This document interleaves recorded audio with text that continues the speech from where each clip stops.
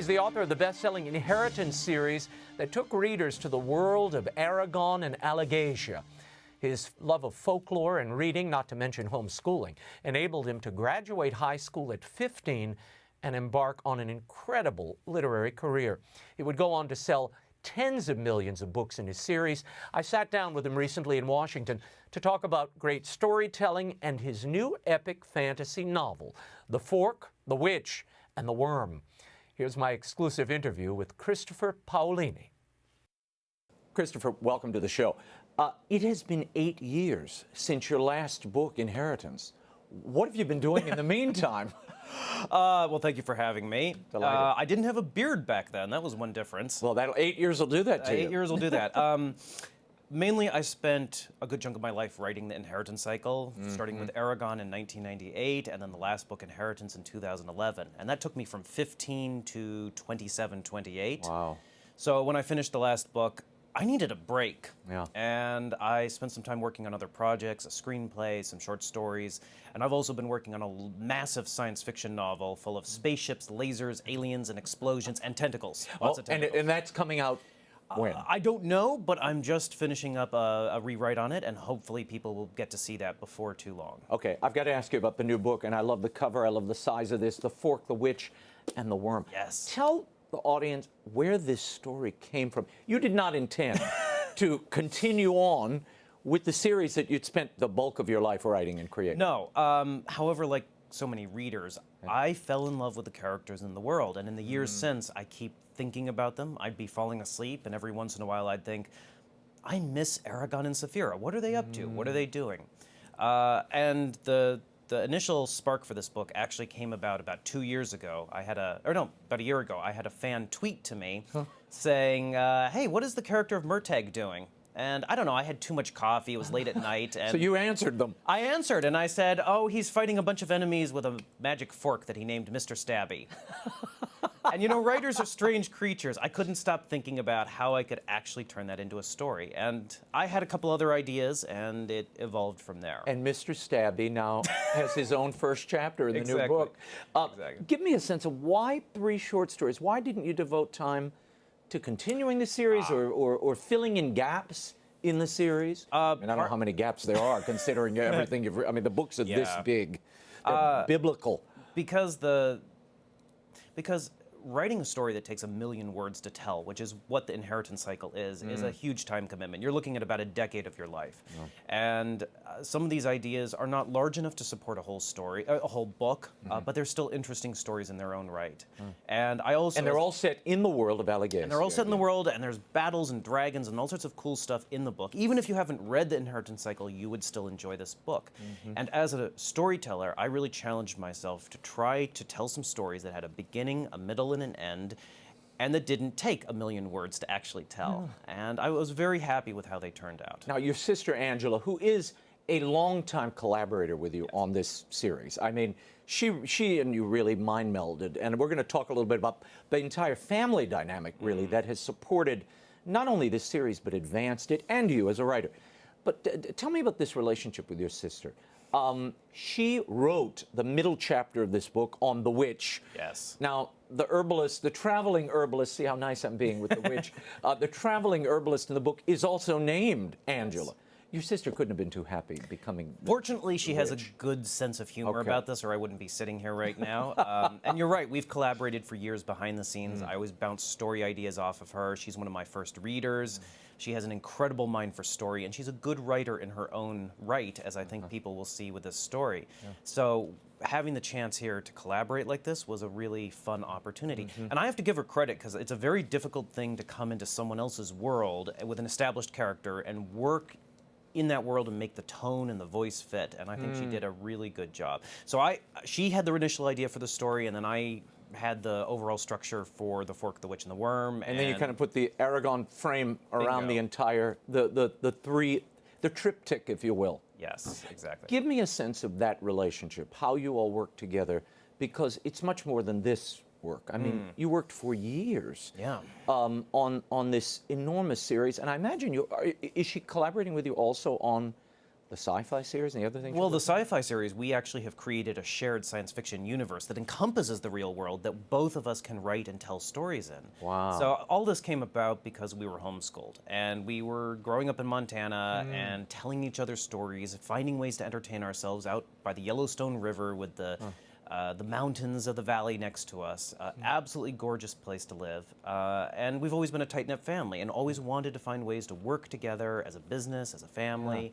And as storytellers. So you presaged my next question, which was about how did homeschooling prepare you for this? And really, I was stunned to learn, I didn't know until I was preparing for the interview, your entire family was not only a part of this, they got together, they published, self-published the first book.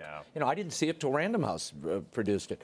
But give me a sense of that dynamic and what that's meant to you as a writer, the safety and security that that's a big question. My parents have always been self-employed. None of us like to do what other people tell us to do. So we are always looking for things to do as a family. And when I handed over Aragon, the first draft, my parents said, we think there's something actually here. Maybe we can publish this together, self-publish, and see what we can do with it. I've been enormously lucky to have that support from my family over the years. You know, I've had enough of the sort of crazy public attention that I know that I can see like young musicians and actors and stuff and know a little bit of what they've gone through. And I know if it hadn't been for my family, it would have been very difficult to deal with that pressure and also just to finish writing the books and stuff. Right. So both my parents are devoted readers, and so good readers make for good editors. And they were my first editors. They were able, even if they didn't always know how to fix something, what the problem was. They could tell you it's not working here, and then I could figure it out and improve it from there. Anytime I interview an author that has created an iconic character like this, I'm thinking of James Lee Burke and his Dave Robichaux series, and I know Aragon is not you. But there are threads of us that we see on rereading that the author does bleed into that. I know with Will Wilder, I see shards of myself all over that character. What of Aragon do you find now as you read it as an adult? Well, I mean, I won't lie. Aragon started as me. I think the easiest thing for a 15-year-old boy to write about is a 15-year-old boy. However, if you're being honest about your characters and your story, as your characters do things that you've never done and experiencing things that you've never experienced, like riding a dragon or fighting a monster, they become very much their own person. I'd say the traits that I share the most with Aragon these days are his continual desire to learn and the fact that he's always asking questions. If you look at his dialogue over the course of the books, most of his dialogue in the first 4 books is questions, because he's growing up, he's learning about the world, and he has a sense of optimism and hope about the world that I think we need more of, and that I try to maintain in myself even when I get grouchy about deadlines. I know that feeling. Yeah, I love the idea also. You immersed yourself in this world as much as you could at a very young age. I mean, you learned how to forge your own swords, weave things by hand. Why go through that intensive preparation, I guess? It's, as an amateur, it's fairly easy to learn a good chunk of a certain skill or topic quickly. It's very hard to master it, right? Like, I don't know much about playing a guitar, but I bet if I spent 2-3 days reading about it and watching videos, I'd have a good idea of the basics. I'd be a horrible player, but I have a good idea of the basics. And I love learning. So for me, the writing is often an excuse to dabble in different things, whether it's art, whether it's forging swords, making knives, that sort of thing. And I find that if you have a little bit of physical experience with something, it really aids in writing about it. You know, if I'd grown up in New York City, I might still have written fantasy, but I doubt it would have been as outdoor-centric as it is now, or that I would have had even the physical details that would make it feel authentic. Well, you also grew up in a place where there are geysers, there are, you know, you've got the, I mean, the nature speaks and moves with you in a place like Montana, and you're right near Yellowstone, right? Oh yeah, 40 minutes away. Yeah, so I mean, anybody who's been there, it is and you don't awesome really have place. a Disney view of nature if you've grown up around foxes and wolves and badgers, and your pet dog will sometimes bring small furry things back to chew on and things like that. But it does give you an appreciation of the beauty of nature and also the unforgiving nature of nature. You know, you make a mistake when you're up hiking in the woods, and if you're not prepared, you even in this day and age, you can pay dearly for that. Wow. What was it about folklore? I know folklore and myth really drew you at a young age. What was it about those types of stories that drew you? I think those stories have endured because they talk about universal human experiences, whether that's adolescence for men or for women, boys or girls, or responsibility or honor, or the questions of existence and meaning and morality. And the reason the archetypes are archetypes is because they deal with those questions in ways that resonate even to this day. And so for me, reading these fables, these myths, these legends, even including like Beowulf, for example, or you know, all sorts of mythology in Europe and stuff, it helped me understand the world. And as a result, I wanted to write about those sorts of things because they resonated with me. And I think science fiction is sort of the modern version of that in some ways, although a lot of science fiction doesn't draw from those older traditions either and moves in a new direction. But was it a hard leap for you, going from this fantasy genre to sci-fi? Or is it all still story? It's all still story. I'd say that the nicest thing about it was being able to use a modern vocabulary, because there are lots of words I can't use in fantasy. The most difficult part is that in fantasy, if you need to get from point A to point B a little faster, you can say that, oh, you spurred your horses on a little harder, right? You know, because it's an emergency. Spaceships don't move any faster than they can. Their top speed is their top speed, and so that was a real limiting factor. But it was a fun challenge. Who thought that horses would be, you know, I know, right? Give you a wider berth to play with. What would you tell to young writers who were perhaps 15 years old and wanting to write? What would be your advice to those aspiring writers? I would say learn everything you can about the language you're writing in. That's the tool of the trade. Read everything you can, both things you enjoy and things that are outside your normal interest range, so you keep learning. Plot your stories out beforehand. That's your roadmap. If I don't do that, I can't write. So know what you're going to write before you write it. Write about the things you enjoy the most. There are 7 billion some people on the planet. No matter what you like, I guarantee there are millions of people that care about the same things. And writing's hard. So if you really care about the subject material, that will get you through the work. Do you enjoy this part of it? This is a hard transition for some. Because I'm on TV and I'm a public figure, I don't mind going back and forth to the two worlds. But I have a lot of writer friends. They like their cocoon, and they don't like to emerge from it because it throws your rhythm off, your discipline off, and you're out of your element. Do you find that? I would say I'm very fortunate to be able to do this, and any author who has this opportunity is fortunate. I've been doing the promotion for a long time. I do enjoy it. I enjoy getting to meet the fans. I enjoy getting to talk about the books. It is a disruption in one hand, but I am an introvert who can fake extroversion. These are the kind of interviews I like to do. Tell me the major themes in this book. What should people be looking for here that they might not find in the Aragon series or haven't found? There are themes of forgiveness, honor, responsibility, and especially in the last story, the biggest one, the worm part, questions of how do we deal with the big things in life that you can't change. Because we all face those issues. The things you can't change, but you still have to face and you still have to wrestle with.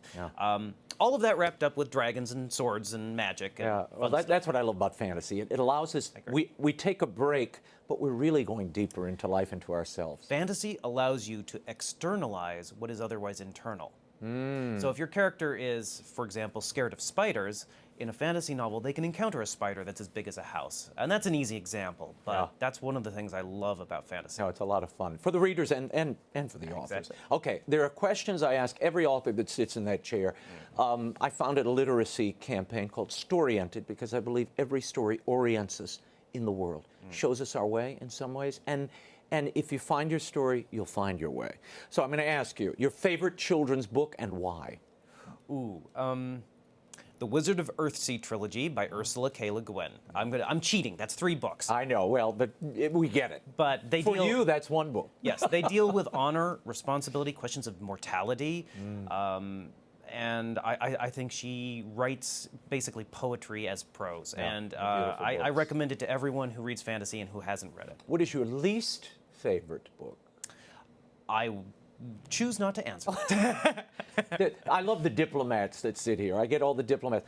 The story that helped you find your path and the lesson you derived from it. Ooh. The Worm Ouroboros by E.R. Edison. Oh, I don't know that one. It is a pre-Tolkien novel written in the 1900s, written in faux Jacobean English. Oh my gosh.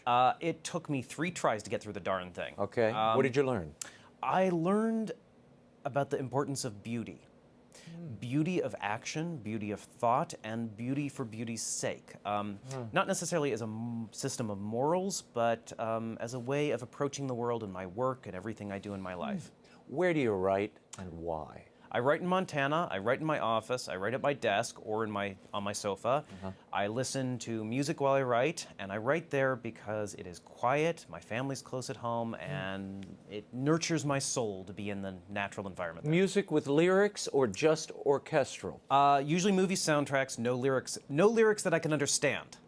This is how I write. Yes. Thank you. If there's a lyric, I can't focus. No, it rattles in my head. It's like I my can't sister write. can write in coffee shops with people talking around her. I cannot You can't focus. do that. No. See, I wrote half of my books there because they claim that because it's a low hum, it causes the brain to engage. I've read studies on this. If it's from low Johns enough hum, Hopkins. it does work. In Right. fact, there is a couple of websites that provide like white noise generators, and one of the Right. white noise options is like low-grade coffee noise conversation, Ah. and that can work. But if I can understand the words, and it just bothers my brain. Throws you off. Yeah. You know, if Mabel and Gertrude are blabbing at each other, I'm lost. And I live in New Orleans, where everybody talks really loud. Yes. It doesn't work. Yes. Give me a sense of where your best ideas come from. Usually the shower, and or right when I'm falling asleep. Also, and this might sound strange, but you know, the more I read and watch movies and stuff, perfect stories don't inspire me. But stories where because perfection is untouchable. You look at it and you go, it's beautiful, it's wonderful, I have no idea how they did it, I can't get my fingers in it. But something that's flawed, you know something's wrong, and then it gets you thinking about how to fix it, how else you could approach that subject material. And that I find enormously inspiring. Why do you still live with your whole family? You still live with your parents in Montana? Because I don't have a family of my own, and I travel a huge amount, and so going back to Montana is a nice home base, you know, and we do have a family business we work on together, so that helps. But I've lived in San Diego, I've lived in New York City, I've lived in Barcelona, I've lived in Edinburgh in the winter, which I do not recommend. No. But I always come back to Montana, because at heart, I am a country boy. I love that. If you could pick a writing mentor, alive or dead, who would it be? Ooh, a writing mentor. Well, I think it would be a lot of fun to talk with E.R. Edison, who wrote The Worm Ouroboros, and also Mervyn Peake, who wrote the Gormenghast trilogy. Yep. And of course, I would never say no to sitting down with Tolkien. Oh, who would? Maybe the pipe smoke might annoy you a little bit. But I could put up with that for a conversation. you could do that. That's right. Advice to parents who are trying to get their kids to read, what would you tell them? Encourage. You know, even if you don't like what your child has written, don't say that's bad. Don't ever give the child a sense that because the writing needs work, that they've done a bad thing. But in general, just providing the tools that are going to allow for creativity. You know, whether that means books on writing or just having the tools to write around, or maybe introducing your children to someone who can help edit their work or editing their work. Just mainly being encouraging. You know, writing is hard enough on its own without someone else telling you, don't do this, or, you know, criticizing you in some way. You do need constructive criticism, just like if you want to be a musician or you want to be a visual artist. You need constructive instruction.